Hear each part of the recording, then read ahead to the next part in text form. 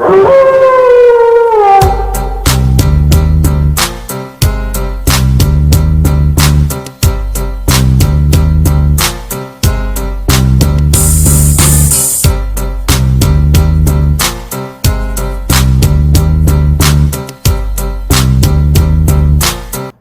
up?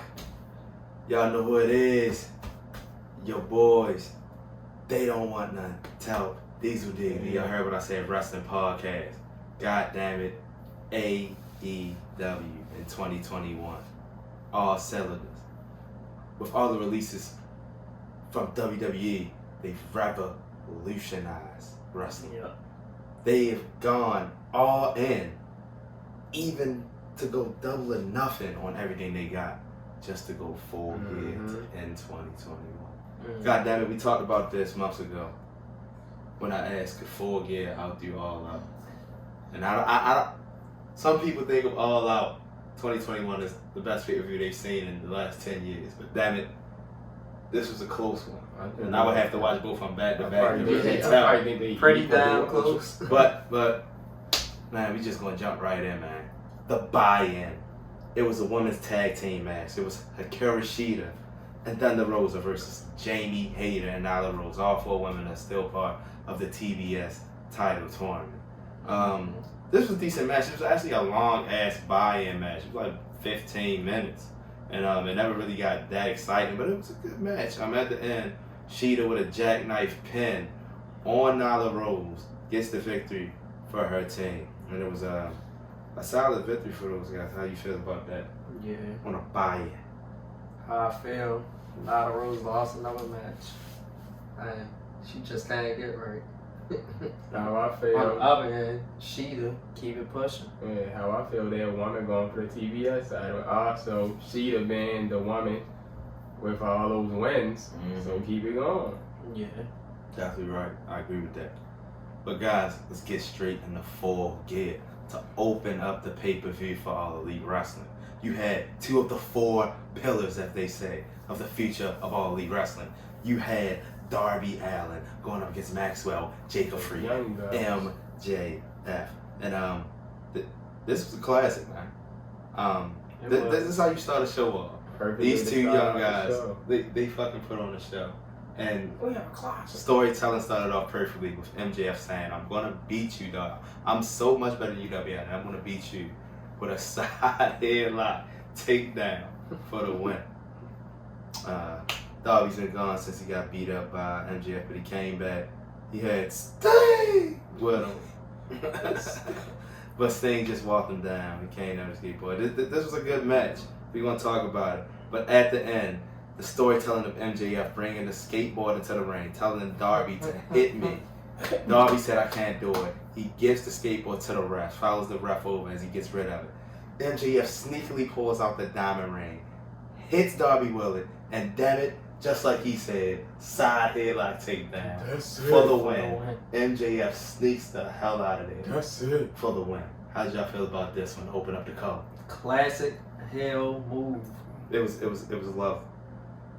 It was lovely. Let's also get into the fact that I said Sean Spears was going to be the one from the Pinnacle to try to interfere. Sting got his ass. I didn't know Wardlow even came up there because this nigga was in the back already hurt, like he got hit by the back. Sting ran them off to make this a solid singles match, but it was spots everywhere, man. Yeah. It's 3 separate guys that I wasn't really high on, that I ain't like that much. Everybody liked the MJF a lot. I'm still an MJF. Talk about his charisma and stuff. One of the best heels in the game, man. He's one of the best heels. And wrestling. And Darby Allin was another one. I thought he was just reckless at first. Still is. He still is, but he really could wrestle though. And another guy, his match we're gonna get into later, Eddie Kingston. But this 2021, them 3 really all showed me something. Yeah, it is. Yeah, like almost during the match, I almost want. Usually I want MJF to lose all the match, but during the match I almost kind of want him to win. Yeah. I don't know why. I was like, yo, they is getting work in. And the way Darby can contort his body, like made MJF moves. Yes. looked so devastating each time. Like that time, like he was going to do a small Alabama slam, but it turned into a fucking some kind of power bomb. And Darby, when he did that, what you call it, that torpedo. Yeah, suicide torpedo Moscow suicide then, dive. When he missed the coffin drop on the apron. On the apron and hit his back. Yeah. And let's not forget jumping tombstone. He took a jumping tombstone on the outside of the apron. There also was a spot where MJF tried to do a super tombstone and he changed it into the little star. Yeah. Like this was chock full of spots. And real favorite spot when MJF rolled out the ring for no reason and got himself positioned for the coffin drop outside the ring. Then rolled back in the ring for a coffin drop and put the knees up. How I felt about the match, and we all said it, classic match. Crazy. And me and Darby, we already know about this. Darby always say, yo, I'm tired of MJF, but he always been man Diesel guy. I always be telling you about MJF. And he didn't even need no Wardlow in this match, even though they tried to cheat him and Sean. Classic heel tag. Classic heel tag. We all know how good Darby is and MJF. Two real young stars, like you said, pillars of the company.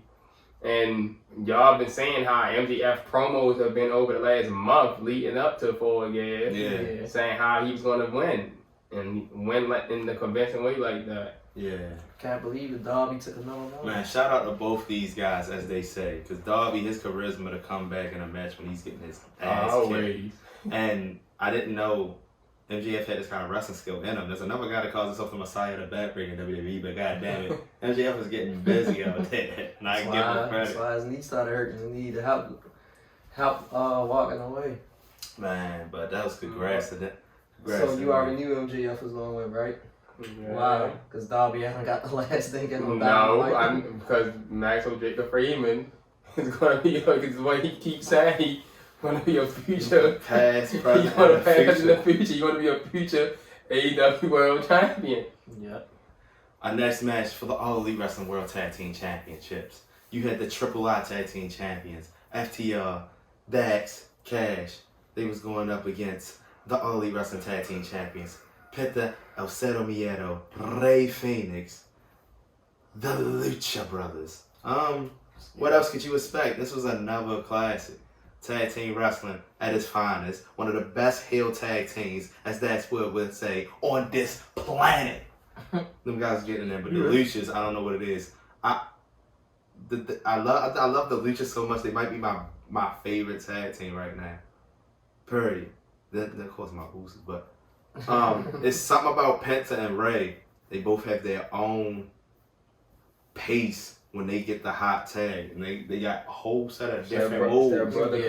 Yeah, but they all have their tag team moves that's just as crisp, and they be lit each and every time. That's because they so good singles wrestlers as well. Yeah, along with being one of the best tag teams. Yeah. After a lot of close pinfalls near the end, for some reason, after Dax got hurt, he went under the ring. And Cash came from under the ring, because I ain't seen him for like 2 minutes. They both had on green masks. But Dax never came from under the ring. So it was really just Cash by himself. And his motherfucker ended up getting fucked up, ended up getting fear factored, and losing a match before Dax even got back in the ring. I mean, it was a good match, though. But the ending was a little awkward, and I don't think it got the type of end of match response it was supposed to get, because they was like, oh, okay. And then they went to see what was going to happen with the mask situation. Yeah. It's like, what's his name, was laying under the ring like this. Yeah. Like right under the apron. I thought he was going to get up. He never got up. I told you I felt like he might have got his foot caught with some cables and couldn't get up. And he was just like, fuck it, we lost. But this is the damn good match. How you feel about? Pretty good match as always. Lucha Bros. And like, Lucha Brothers matches to me is going to be good each and every time. Yeah. Always, no matter if these singular matches or tag team matches. And FTR too, I see they ready to they could be good single wrestlers too. But as far as the match, like they'll be fucking excellent. Yeah, like they used to say, them hot tags, like when Phoenix came in, of course he do his juju run across the rope. Yeah, his kicks. In the corner, spin wheel, black mask kick. is the vintage go on the rope to the black mass kick. Yeah. Just everything every time. Oh, also shout out to FTR and the Luchas giving Eddie Guerrero a tribute. There was a lot of that tonight, man. Yeah. Shout out to one of the greats. I'm sick of Tully interfering in every Well, match. Tully get involved, like he want to get in a match. 16 years since Eddie. Yeah, man. And then to me the best spot in the match when he was doing a Fair Factor and Phoenix jumped off of what's his name? Who was he? He was holding Dex and did a crossbody on. Oh yeah, he did a fair fat and did the other one. They both got close pans. And they both kicked out. I thought that was good. I definitely thought that was good. Yeah, so that was a great match as well. You said Lucha Brothers match is self-explanatory. And FTR always gonna put up good matches as well. My favorite part of the match was like you were just saying, y'all was talking about the Eddie tribute when Penta switched the Three Amigos and then Phoenix at the frog splash. Yeah. So I like that. But still your AEW World Tag Team Champions. Sato, Miedo. You know. Best tag team in the world. Y'all heard what he said. Our next match was the final of the World Title Eliminator Tournament. It was the Redeemer Miro, who replaced John Moxley, who's out on leave, going up against the American Dragon, Bryan Danielson. Still undefeated with a draw in AEW. I told everybody from the beginning that it didn't matter if Moxley was still in, it didn't matter if Archer was still in. Bryan Danielson was winning this damn tournament. He was the next number one contender. And I'll get to it later. I still feel like he might be the next All Elite Wrestling champion when he get that chance.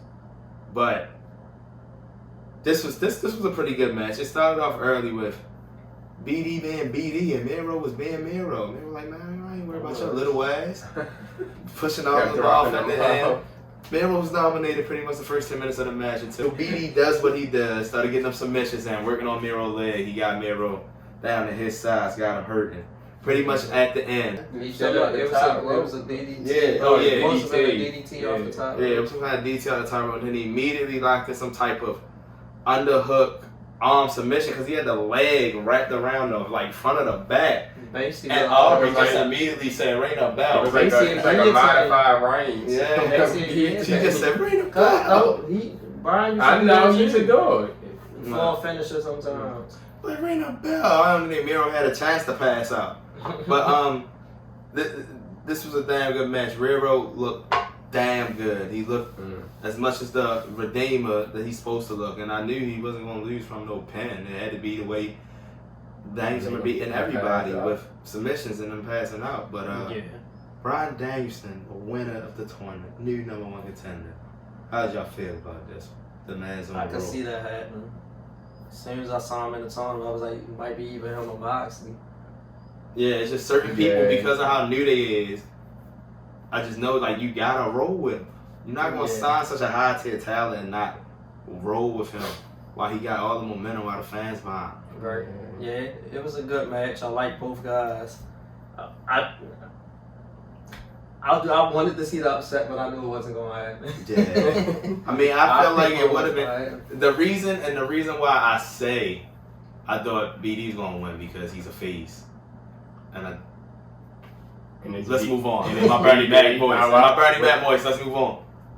Wait, how I feel before we move on, as Booker would say, that boy, but it's Bryan Danielson. It's Bryan Danielson. That boy Bryan Danielson. Shout out to Miro, put up a good match. Yeah, I like closer to the end of the match, Miro looked like he was unstoppable. Bryan was doing his little kicks and Miro was telling him where to kick him at. They both look good. They both look good. They both look good. I like that because it shows that, you fucking me up, but I gotta show you just how much of a contender I am to stay alive with everybody else. So even if I lose, I gotta look strong. And damn if AEW didn't do a good job this whole pay-per-view with making their losers look strong in this pay-per-view. I ain't really like the ending when the belt straight ring.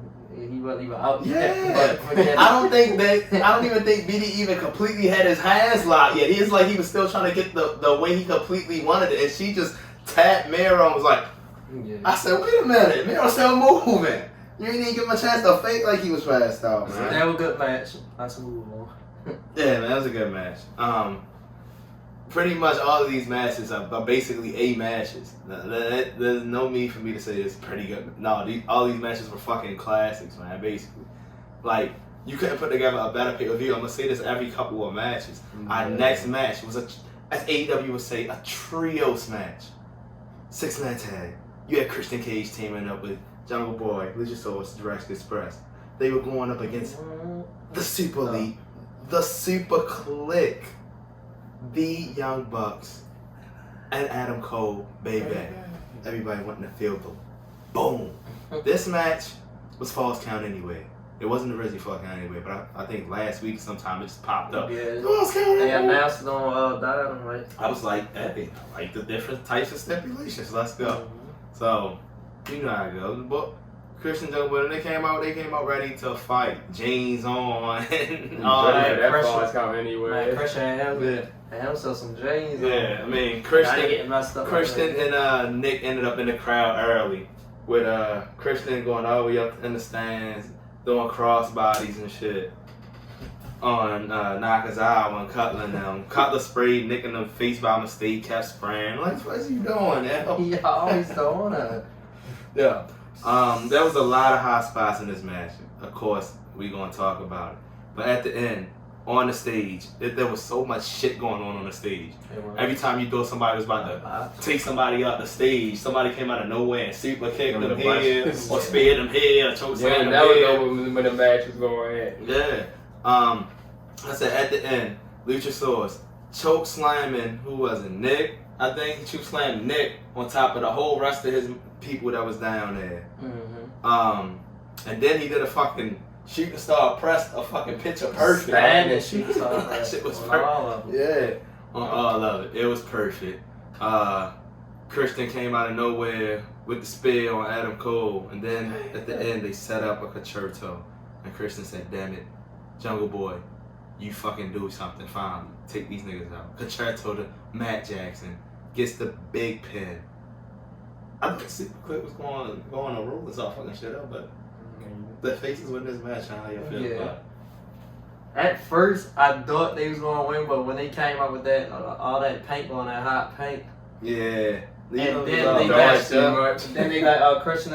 I kept during the match. I kept going back and forth like, who gonna win this? Who gonna win this? But closer to the end, I started thinking like Jurassic Express and Christian gonna win. And before Darren go into it, because I want Darren to keep going into it. I like his analytics on these matches right now. Let's talk about the spot where Adam Cole just popped up from under the ring, and your whole face was just like a certain color red, but it didn't look like blood. My man grabbed the paintbrush and just wiped his face. He came out, wasn't no blood. I never seen a piece of drip of blood drip off Adam Cole's face. And at the end of the match, this nigga ain't like he was ever bleeding. And never like he was never dripping or anything. It was just bad.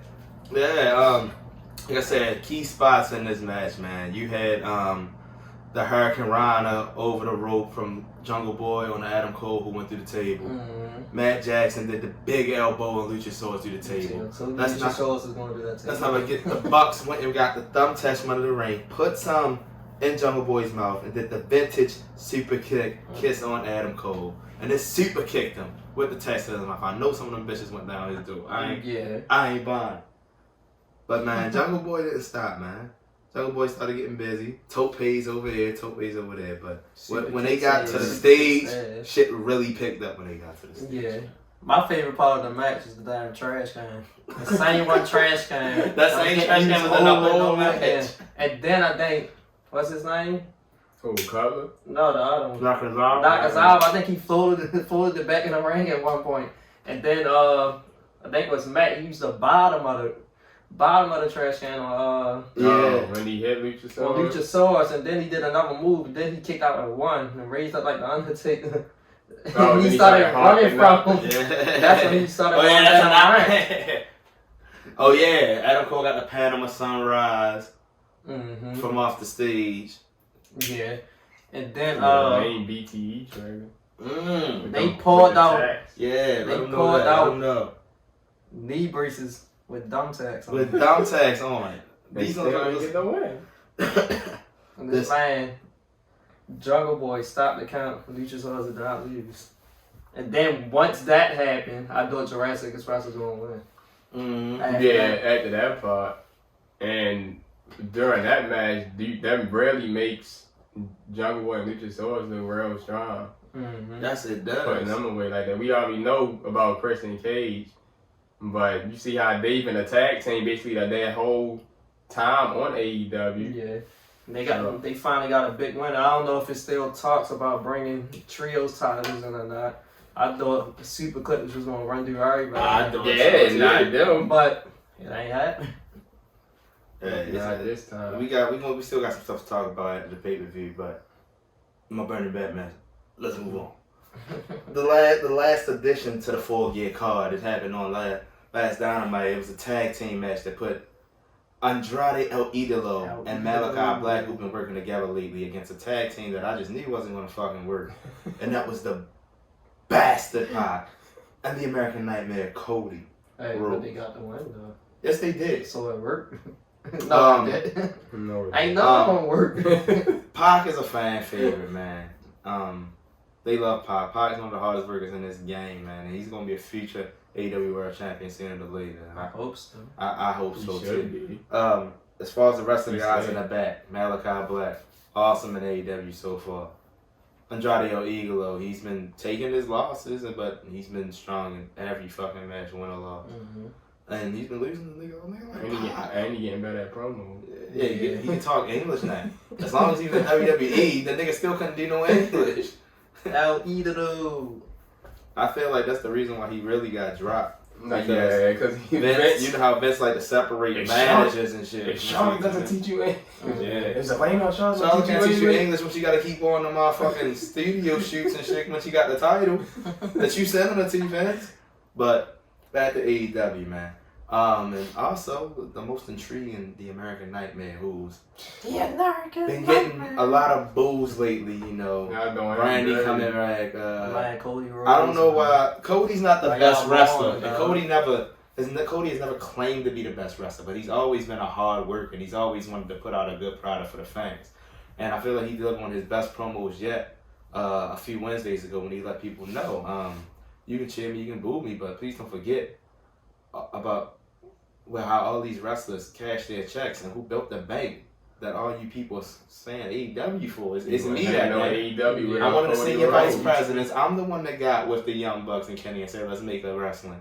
I'm the one that had Tony Khan as a friend to back me up on investing. And damn it, I'm the one that said I'm never going to challenge for the world title. And I'm going to keep wrestling. He did that to himself. That's him. I mean, like I said, you take the chance of the boos. I honestly just don't understand. And mind you, 2 years ago, yeah, when he lost to Chris Jericho, he said he was never going to challenge. I just don't understand why he's getting booed so vigorously. Like, he didn't do nothing. Like, it's not like he's been forced down y'all through like John Cena was in like 06 to 09. Cena was on every main event and every pay-per-view, and that's because he was getting forced down people's throat, and everybody didn't like face Cena. No, that's nothing like Cena. And Cody, you haven't been on that whole time. Cody don't even he got fight all the injured. time. That's nothing like Cena, because Cena still have his diehard Cody is fans. still a senior vice president. He has meetings. He's in charge of talent. And all it's a lot of shit he does. So for him to not even be on TV like that, I don't understand that. Boy, not like he won every match. That nigga literally was a TNT champion for like 2 months, and that was it. Yeah. But at this match, it was a good match, man. Everybody got their shit in. Just ain't getting no crossroads. Yeah. I mean, we ain't got a lot of finishes, man. We ain't got you got a black arrow. Big of a black arrow. It's not. A black arrow is a rare now. Yeah. You don't get them bitches. Nah, I'm about to say, I don't know what happened with Pop.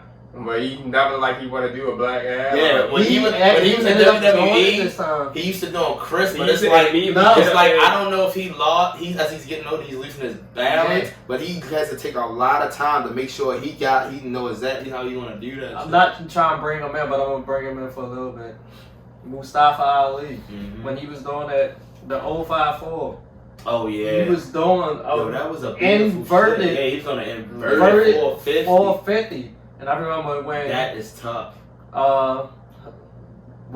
His Kenta. This nigga is jumping from when they kept fighting Kenta on 205 Live, when we used to spend a day all the time.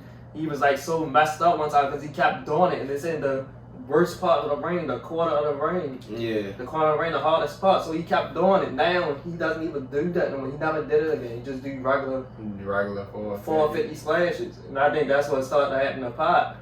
Yeah. Like after he got hurt that time, since he came back, he really haven't had the balance to do the Black Arrow. It's like I remember one time, like he was about to do it, but he was nervous, and he just did a 450 splash. Yeah, he just said, "Fuck it, I'm not doing it." But this time he had the time. It looked like he was about to fall, but yeah, he was like, "Take your time." He ended up doing it. So I hope that's not the last time we see him do it. Well, he got the win. And in my opinion, I don't know how y'all feel about it, but this was probably the worst match out of a crew of matches where every match was great. I actually think it was. It's between that and the Women's World Championship. But this match started off pretty much both teams wasn't getting along, but of course it was more Cody and Pac because they was tagging each other in all the time. Malachi and them ain't started doing that shit till basically the end of the match. But I feel like this match was just as much outside the ring as it was inside the ring. Mm-hmm. There was a lot of moves in there, like including when Cody had the figure 4 and Pac tagged himself in for the 450 splash. Yeah. Pretty much at the end, Malachi got a black mask on Cody. He immediately rolled outside the ring. Malachi fouled him, gave it a big ass kick. They both went over the barricade. That left Pac and Andrade by himself. He hit Andrade with a mean ass spike Rana. Andrade had some nice moves. Yeah. And as Darren said, it took his time. Black Arrow for the win. Nice to see Pac get the win. It just bothers me that every time Cody got some moves in, that they moved hard. he got a couple cheers. One time he was outside the ring. He was like, Cody, he I'm like, oh shit. Get the crowd. Like Cody shouldn't have to do this shit. They came out, they booed him, but our answer came out, and he started looking like, y'all bitches really gonna do this? And that was one day our ass and chased the other guy. He chased to the back. The scrub? Yeah, he started punching him. Got him out of there. He shouldn't have never been cheating up there grabbing niggas' legs. You ain't even nice. You not even Ryan Abrahantes of the Lucha Bros to be cheating like that. And you a super scrub. The next match, one of the highly anticipated, one of the best storytelling matches. It was the best story told match on the card. It was, in my opinion, this was the perfect underdog story. The guy who's always looked like never being the good enough, and this is his chance to be good enough against a guy who's considered the best in the world. It was the fan favorite, Eddie Kingston, aka a CM Punk called a bum, or as we've been known to him being called a mob. He was going up against CM Punk, and one thing real quick, the chant for the guys on this match was weird. Cause when Kingston came out, it wasn't really no chant. It was solid. It was just walked out. And you know, CM Punk, when his damn song came on, they was loud. No, that's different though because it's his name song. So as soon as CM Punk got in the ring, still chanting CM Punk because it's CM Punk. Before the match started, it was CM Punk had his diehard either way. But right at the beginning, before the bell even run, Eddie Kingston got a cheap shot in with the the spinning back fist, knocked CM Punk ass out. And he was excited about it. And that's cheap shot. And if you want to be real, it wasn't a cheap belly ring. CM Punk head-butted them on. I'm talking about cheap shot for this bout. Yeah, but if you ask me, in my opinion, that's what made Eddie the fan favorite. Yeah. That moment right there is what changed the cheering for Eddie. Because at that point, it was straight Eddie, and then it became Eddie Kingston, CM Punk. And then it became boos for CM Punk. And CM Punk was actually shocked. CM Punk kept looking at the crowd before he hit Eddie Kingston like, y'all niggas are booing me. Y'all cheered for me for 7 years to come back, and now y'all booing me. They started booing hella loud before he got the second GT. No, I think it's just in that instance because I be paying attention to storyline and stuff too, and like paying attention to Eddie Kingston's promo on the last show. That's probably what gravitated the fans more toward his way. One of the and that's another thing. I'll take that back. The promo, one of the greatest promos I've seen in a long time. This man has become a promo king. Both of them was so, and CM Punk played off of the emotion of Kingston, but Kingston was just so emotional because he knew everything that CM Punk saying was true. Yeah. So he had to roll with it. And then he also played off the emotion of the audience. Then he kept telling the audience, hold up. Yeah, like I might be getting this point across. And this was storytelling at its finest because it was at first Eddie like, man, hit me, go ahead, chop me, I don't care. CM Punk was getting his kicks in, and then he blocked the kick, gave him a poke in the eye. They was playing games. They was chanting Eddie one time, Eddie, Eddie, and CM Punk was looking, and then he said, Eddie, and then his nigga gonna do the amigo. I thought you said Eddie. Like, this is perfect shit. Kingston talking about go to sleep, all this. Then one of my favorite parts of the match, this man CM Punk pulled out a saying. He did 2 clotheslines. And there was a swing mess. Then he did the suplex. And you had to say the way they were cheering, for Eddie Kingston was like he was CM Punk. Right. And CM Punk was Cena all of a sudden. Yeah. So if you want to treat me like I'm Cena, I'm going to give you some Cena shit. It was 2011 Money in the Bank. Yeah. That's how ironic from bringing Cena in earlier.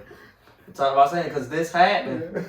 Yeah, and ironically, put it up and they started booing hella hard. He waited. He edged it on. Like, come on, bring it on. What? Then what Shivani called it? Knuckle he called them some knuckle knives. He said Kingston's gonna have some knuckle knives. Hey, yo, what a fucking card, man. Eddie Kingston, when he did this time, he gonna put CM Punk to sleep. He went to pick CM Punk up, and his ass got a GTS. And that's it. He went into the ropes.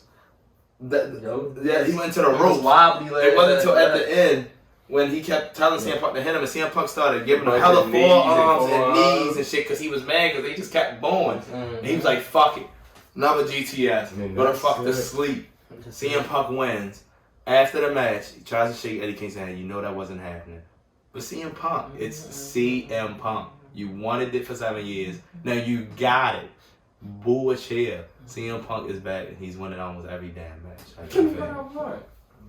My personal favorite match of the night. Yeah, one of the great matches of the night. The storytelling. I feel like for me, this probably was. I don't know if I want to say my best, but it was definitely top 3 just because of the storytelling. I didn't expect it to be best match technical wrestling wise. I didn't expect it, but it had the emotion. And everything was real. This was the only match where the fans were in it the entire time. Yeah, true. And that's how you invest the fans into a storyline. Even after they booed CM Punk the half of the match, and even at the end, they gave him the respect, and he got his cheers at the end. I bet you CM Punk ain't gonna call Eddie Kingston a bum now. Yeah, that was good. Our next match for the All Elite Wrestling Women's Championship. Dr. Britt Baker, DMD, defending that title against Ty Conti. And this is one of the, I'll say, most builded stories of the Full Gear card because they just kept making Ty Conti seem as a viable challenger as possible. Telling a story how she's so lethal in jiu-jitsu, and hats off to her. She didn't get no shine in NXT, but this was a strong 20-minute fight, and she held her own. And she gave us traces of a chance that she could possibly pull off this win. I didn't think it would be happening, but she had plenty of chances to pull it off. To me, this match was weird, but it was solid. Because at first, I told you, like, them other matches before that went hella long. Yeah. And you know, they got their time limit. So when they came out there, they got out there hella fast, just around trying to ring hella fast, announced them hella fast.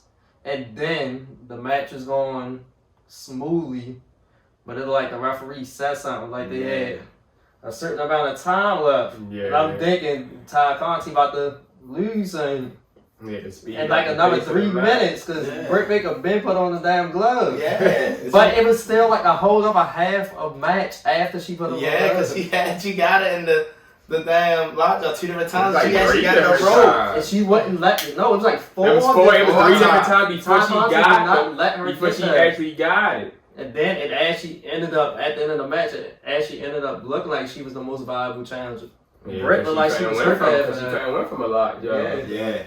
Hey, Tay Conti put on her best damn show in this match, and I'm proud of her. Throughout, despite the usual cheats. Even with Rebel and Jamie Hager trying to cheat. Like, even people don't understand, sometimes a distraction is a cheat. Just because you ain't got to physically touch somebody to cheat sometimes. If it's enough that I got to keep my eye on you and not on this person, you cheating, motherfucker. Mm-hmm. So.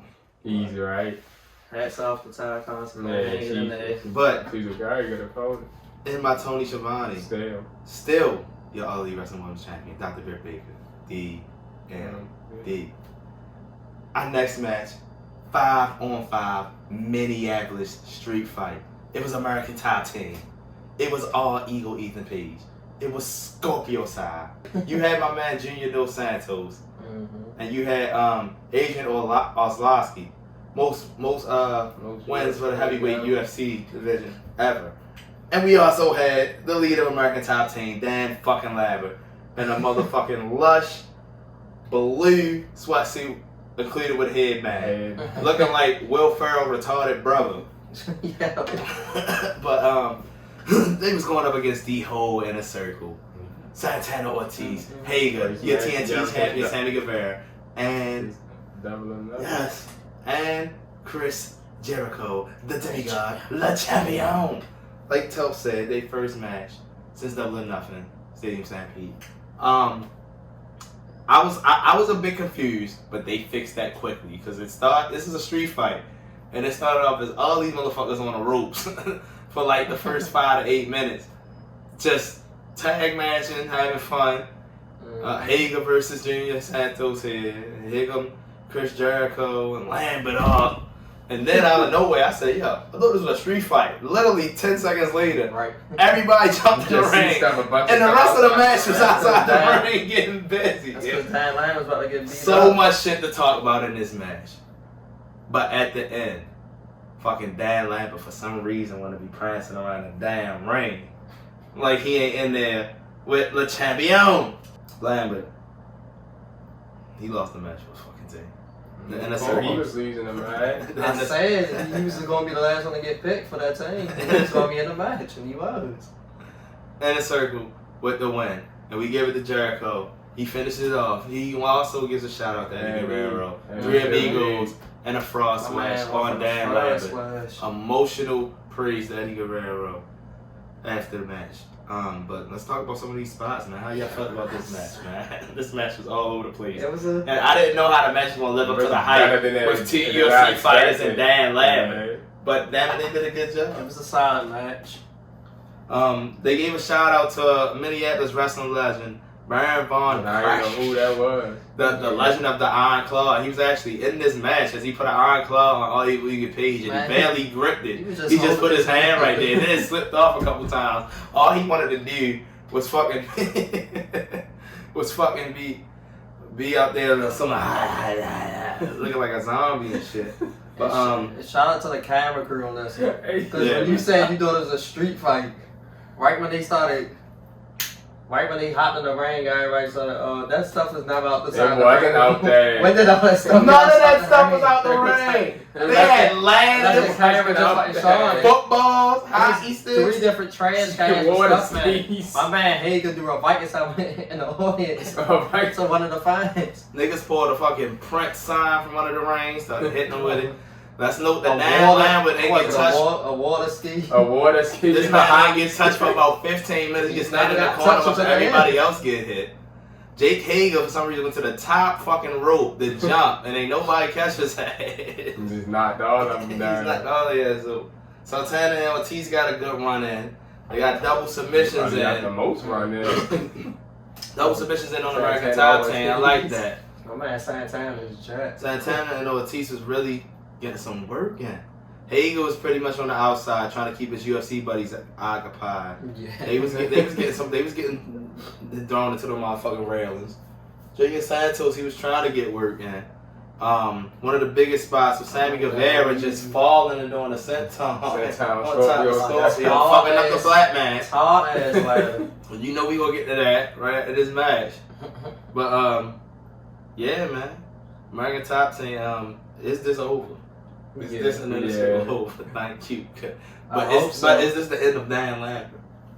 I hope so. It's the end of all of them except for Scorpio Sky, Ethan Page. I hope so. Please be it. But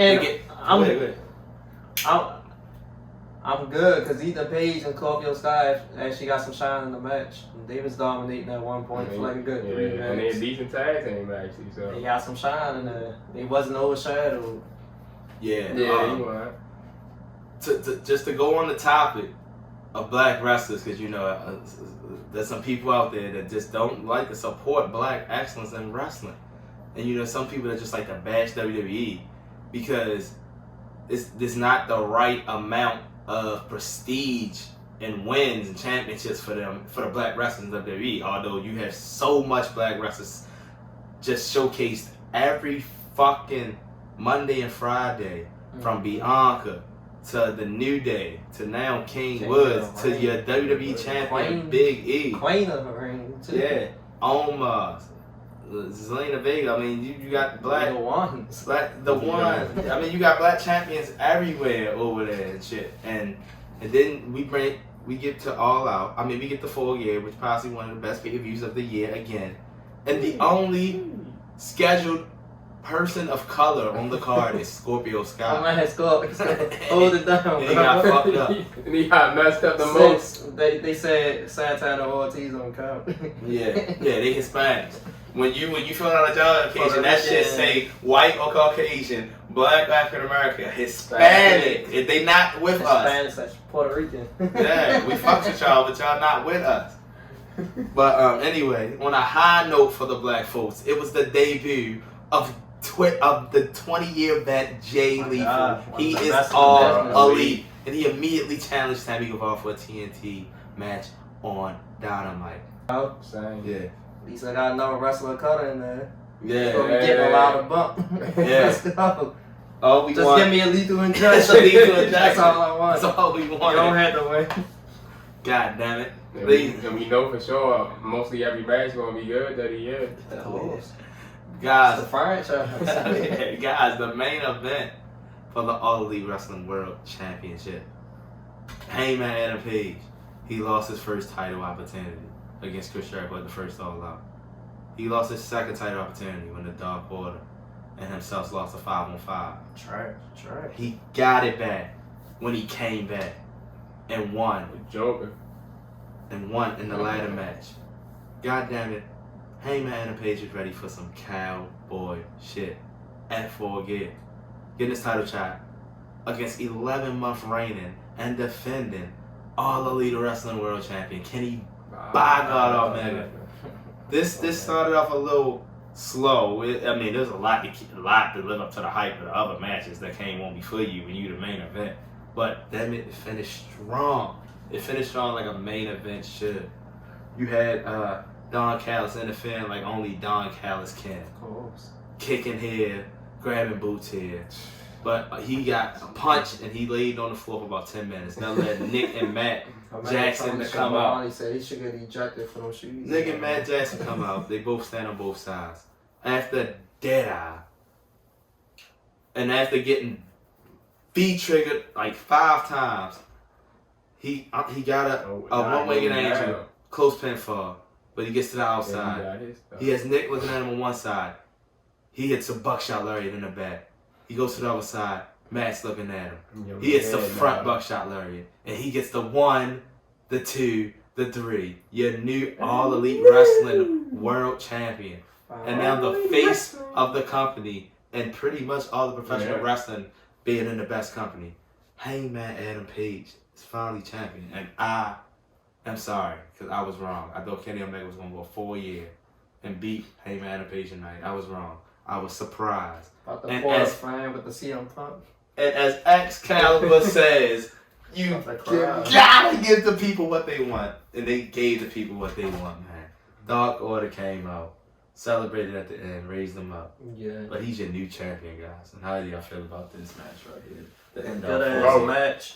They was at one point in midpoint of the match, Kenny Omega was messing him up for like a good 5 minutes. That's working his with ass. beat triggers, everything. Snapdragons. He was busting them up. 10 V triggers and 4 Snapdragons. Yo, the V triggers was coming out of nowhere like, oh, Snapdragon on the apron. Outside the ring. Yeah, man. And then he turned it around and he was like, he was like, fuck. It's something, and Kenny kept kneeing him, and then he reversed it, and then that's when Hangman started getting his work in. And then his own one-wing angel, even though Kenny kicked out, and after he's just straight went for the buckshot lariats. Yeah. Got the 1, 2, 3. And before Darby go back, because I know it's one of Darby's favorite wrestlers, so it was a damn good match, of course. And Hangman Page, he finally got his moment. He's the AEW World Champion, the way he deserves. And the MVP of the night, Aubrey Edwards, coming in to say that the referee got knocked out. Knocked the fuck out. I was about to say there was a couple spots. Some nice spots, and one of the best spots was actually when Adam Page got the one-way angel on Omega. Yeah. And he came out, that's when the stuff with the Young Bucks. So we gonna see how that's gonna go if the Young Bucks are actually with him or not. No, it's been a long time coming. When they first over the first pay-per-view with against Chris Jericho all up. Oh, yeah, the first all up. Yeah, y'all kept saying Jericho was gonna win. I didn't believe I it. just felt like they needed an established star. star. That's why y'all said that, And because most since it people was a know. new promotion, that you said they wanted Yeah, to a lot push, of people didn't push know the Adam Page the yet. young wrestlers. I thought Adam Page was gonna win because you right, they didn't know him yet, but they know him from Bullet Club. Yeah, but And they try right to help their business already grow and early. Jericho, and that's why I say a long time for me, because I've been a fan of him for the longest time. Since he been playing with boots. One of my first matches when I started watching Ring of Honor for real again. One of the first matches I saw Adam Page, and I immediately liked him even before he was with Bullet Club. I was like, yo, he's really a good ass wrestler. I was like, when he gonna get his chance to get up there? And then when I went to the Ring of Honor pay-per-view, he was fighting ACH in some kind of hardcore match, and he did a dead eyes off the apron on ACH through the table. I was like, yo, I never ever seen Was that. that it? And he ended up winning. Yeah, it was it. And he ended up winning. But man, it's been a long time coming for me. Man. For Adam Page. World champion. Big spots for Good to Adam see Page, him man. get his shine. He did a flipping The 4. fall away slam, Spanish fly. Oh yeah, that was a good Like move. you said, not forget about the buckshot lariat where Kenny Omega pulled the referee into the way. Yeah. Like you said, he got the dead eye. That was just For a lot going on in this match. 4th AEW World. Fourth AEW Yes. World Champion. Adam Page, and just early predictions because your number one contender, BD, is coming. Does Adam Page win his first title defense? yes, he does. Yeah. It's gonna be a good ass match. He wins this in convincing fashion and a buckshot lariat for the win. He wins in either Most buckshot likely. lariat or a draw. Okay. BD ain't losing the draw. How'd y'all feel about it, man? Was this the best pay of your year? Close. I think it was tied. It's Yeah. right there. I think it was tied with all out. This was goosebumps. This was goosebumps good because just looking at the card and just looking how AEW has built their routine of how they do 20, 25 minute matches. They ain't giving you no squash match on the fucking pay-per-view. Everybody is getting some bump. I knew this had the potential to be as good, if not better, than Yeah. All Out. Like a couple days ago, I started looking at the card. I saw the card. I started looking at the card. I told Tal, I was like, yo, this gonna be a good ass pay-per-view. I said I can't miss this. It's got to be watched live. Of course. As it's been said all year, it's undeniable AEW is the best professional wrestling company in the world. Yes, They are sir. putting on show at the show. Jay Lethal was just the first surprise. Like, y'all done seen it for the last 2-3 weeks. Tony Nese sitting in the stands. You seen Arya Davari the other night. Yeah. That That was a solid match. Yeah, you seen Leo Leo Rush like sneak up in. You done seen Man, you done seen Leo Rush sneak up in there. Who we just had? Bobby Fish sneak up in there. He got a nickname again. He back chilling with his boy. Adam Cole.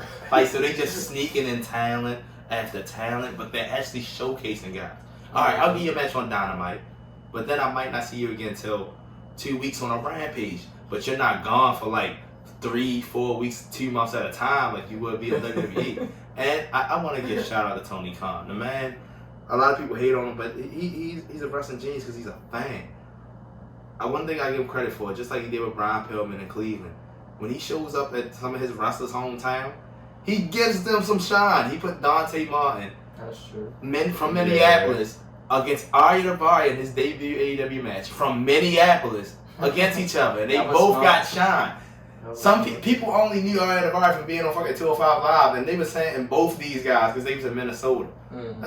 That's something you won't get from other places. Just giving guys some shine just because they in their hometown, just to give their hometown something to look forward to. So now every time you come back, they looking forward to seeing their hometown people there. Yeah, that's the smart ass business. The man sword then. The man sword. Imagine how much money you got paid to see Mansoor beat Mustafa Ali. They got paid a lot of money for that. Man. The winner is coming. Winner is coming. Let's see what's going to happen with the Elite. Oh, yeah. Yeah, it's going to be interesting to see what happens with the Elite. Especially after there was no help from the Young Bucks. Right. Yeah, they just fucked up from their own match. Yeah, I don't even want to make no predictions on what's going to happen. I'm just going to wait and see. Man had an ice pack on. Yeah, the ice pack sticking out his back. Yeah. TBS title tournament ends January. That belt's bigger than the AEW. Looks better than it, too. Looks better than it. Crispy.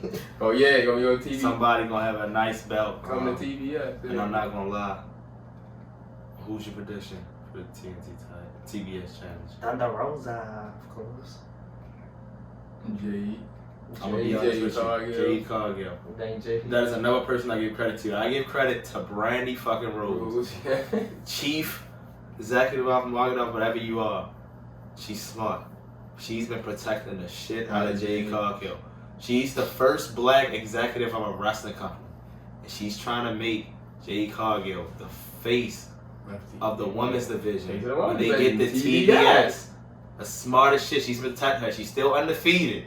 She's been put in perfect position, match here, match there. I think destroying people. I think she comes out of this as the TBS champion, leading TBS in 2022. I agree. I can see that. I hope so. Yeah. But other than that, Full Gear was the shit, man. We just looking forward to what else AEW got, because I ain't gonna lie to you. I said this in the first match, but I meant it after the first 3 matches.